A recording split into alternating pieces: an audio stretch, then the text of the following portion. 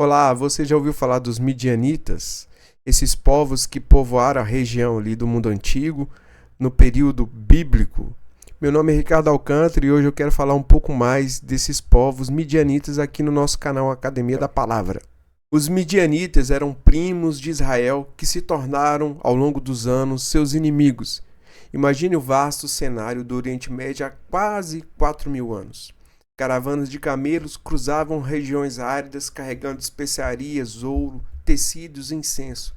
Entre esses povos nômades está uma tribo que desempenharia um papel importante na história bíblica, os midianitas.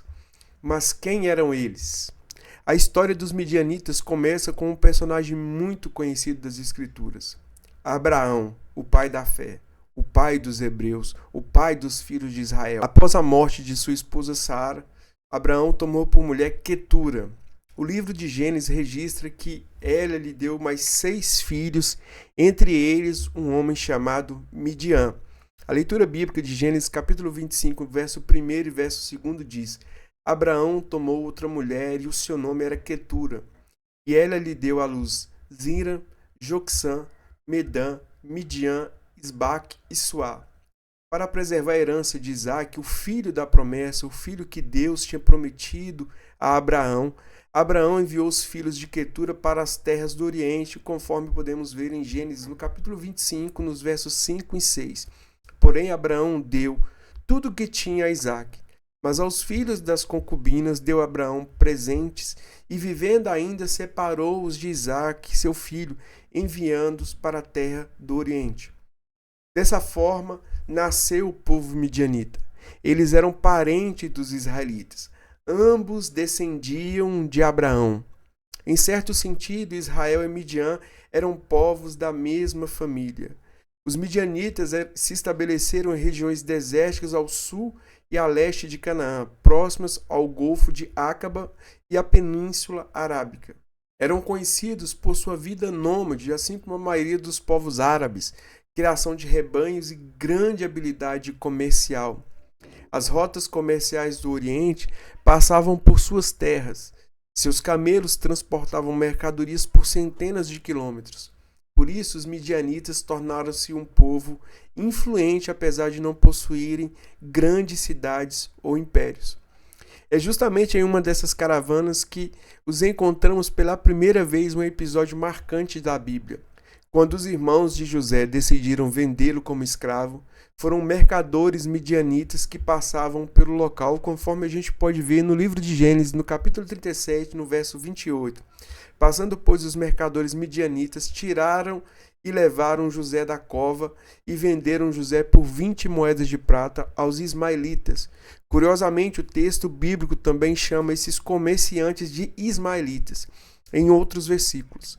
Isso sugere que os povos descendentes de Abraão conviviam tão próximos que muitas vezes eram edificados em conjunto. Aqui vale a lembrança que Sara deu por Agar, a sua escrava, para Abraão, que teve um filho com ela, do qual se chamou Ismael.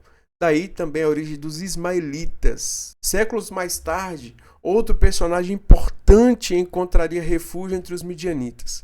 Depois de matar um egípcio, Moisés fugiu do Egito e encontrou abrigo na terra de Midian. Ali ele conheceu Zípora, filha de um sacerdote chamado Jetro, também conhecido como Reuel. Na leitura bíblica de Êxodo, no capítulo 2, no verso 21, e Moisés concordou em morar com aquele homem, e ele lhe deu a Moisés a sua filha Zípora.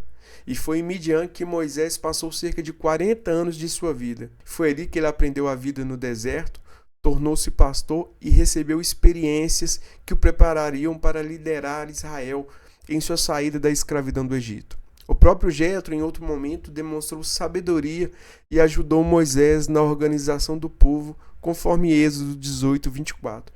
E ouviu Moisés a voz de seu sogro e fez tudo quanto tinha dito. Nesse período, a relação entre Israel e Midian era amistosa, mas a história mudaria drasticamente. Durante a jornada dos israelitas rumo à terra prometida, os midianitas uniram-se aos moabitas por medo do crescimento de Israel. O rei Balaque procurou então Balaão para amaldiçoar o povo de Deus. Em Números, no capítulo 22, no verso 4, diz: Moabe aos seus anciãos de Midian. Agora lamberá esta congregação todos os nossos arredores, como o boi lambe a erva do campo. Como Balaão não conseguiu amaldiçoar Israel, sugeriu uma estratégia diferente, sedutora, cruel e extremamente imoral e idólatra. Mulheres moabitas e midianitas atraíram muitos homens israelitas para o culto a Baal-Peor. O resultado foi uma severa disciplina de Deus contra a nação. A leitura bíblica de Números, no capítulo 25, verso 1 ao verso 3, diz: habitando Israel em Sinti, começou o povo a prostituir-se com as filhas dos moabitas. Essas convidaram o povo aos sacrifícios dos seus deuses, e o povo comeu e inclinou-se aos seus deuses.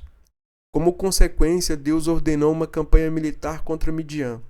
5 reis dos midianitas foram derrotados, conforme vemos em Números, capítulo 31, no verso 8. Mataram também os reis dos midianitas. Entretanto, o episódio mais famoso envolvendo os midianitas ainda estava por acontecer. Já no período dos juízes, muitos anos depois da conquista de Canaã, Israel havia se afastado de Deus novamente. Vivia em idolatria, vivia totalmente dispersa em relação ao culto ao Senhor. Vivia como se não houvesse rei nem sacerdote. Então os midianitas passaram a dominar a região. Durante 7 anos eles invadiram as terras israelitas na época da colheita, destruindo plantações e roubando animais, deixando os israelitas em extrema pobreza. A situação tornou-se tão grave que os israelitas passaram a viver escondidos em cavernas. Em Juízes, no capítulo 6, no verso 2, prevalecendo a mão dos midianitas sobre Israel, fizeram os filhos de Israel para si as covas que estão nos montes, e as cavernas e as fortalezas. Israel vivia escondido com medo dos midianitas. Os invasores eram numerosos. O texto bíblico descreve suas tropas e camelos como incontáveis. Juízes, no capítulo 6, no verso 5, diz que eles subiam com seus gados e tendas, vinham como gafanhotos em multidão. Tanto eles como seus camelos eram inumeráveis. E foi nesse contexto que Deus chamou Gideão. Enquanto ele trabalhava, o anjo do Senhor apareceu para ele e o chamou de homem valente. Embora se considerasse fraco e insignificante, de uma tribo pequena, de uma família pequena, Gideão recebeu uma missão extraordinária da parte de Deus: libertar Israel da opressão dos midianitas. Mas Deus, nessa chamada de Gideão, fez algo inesperado aos olhos naturais. Ao invés de aumentar o exército de Gideão para combater os midianitas, que eram como a areia da praia, Deus chama Gideão e dispersa cerca de 32 mil homens para que ele fosse lutar contra os midianitas apenas com 300 homens. Algo totalmente anormal para uma guerra. O objetivo de Deus era deixar claro para Israel, que havia se prostituído para os outros deuses, que a vitória não viria da força do homem, mas sim do Senhor, o Deus que os tirou da escravidão do Egito. Em uma noite, armados apenas com trombetas, cântaros e tochas, os 300 que acompanhavam Gideão cercaram o acampamento inimigo. Ao sinal de Gideão, eles tocaram as trombetas e quebraram vasos, e com suas tochas acesas. O pânico tomou conta do arraial dos midianitas, e o acampamento começou a agitar-se entre si. A leitura bíblica de Juízes, no capítulo 7, no verso 22, diz assim: e tocando os 300 as trombetas, o Senhor tornou a espada de um contra o outro. A vitória foi completa. Depois dessa derrota, os midianitas nunca mais representaram uma ameaça militar significativa para Israel. Mas ainda assim, a sua história não terminou completamente. Alguns grupos ligados aos midianitas, como os queneus, descendentes associados à família de Jetro, passaram a viver entre os israelitas. A história bíblica do livro dos Juízes, no capítulo 1, no verso 16, diz que os filhos do Queneu, sogro de Moisés, subiram da cidade das palmeiras com os filhos de Judá. Os profetas também continuaram mencionando os midianitas séculos depois como símbolo da poderosa intervenção de Deus na história.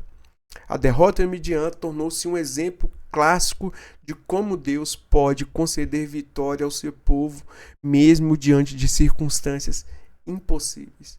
No final, A história dos midianitas nos lembra de uma realidade surpreendente das Escrituras.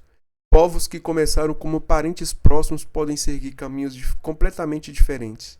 De aliados e acolhedores nos dias de Moisés, os midianitas tornaram-se adversários de Israel. Ainda assim, suas histórias permanecem entrelaçadas ao longo de toda a narrativa bíblica. E talvez essa seja a maior lição de sua trajetória. A proximidade com a herança da fé não substitui a fidelidade a Deus. Os midianitas compartilhavam o mesmo sangue de Abraão, mas a história mostra que o verdadeiro legado da aliança não dependia apenas do sangue, mas da obediência ao Senhor. E essa é a grande lição que nós podemos aprender com esses povos. Talvez nós sejamos filhos de alguém que anda por fé, que tem fé, que entregou a sua vida para Deus, mas isso nada vai valer para nós se nós também não tomarmos isso como exemplos e fizermos o mesmo. Infelizmente, os povos midianitas se afastaram de Deus e perseguiram seus próprios familiares. Que isso também nos sirva de grande exemplo, pois esse povo ficou marcado na história como um povo inimigo, tá bom? Que Deus te abençoe em nome de Jesus.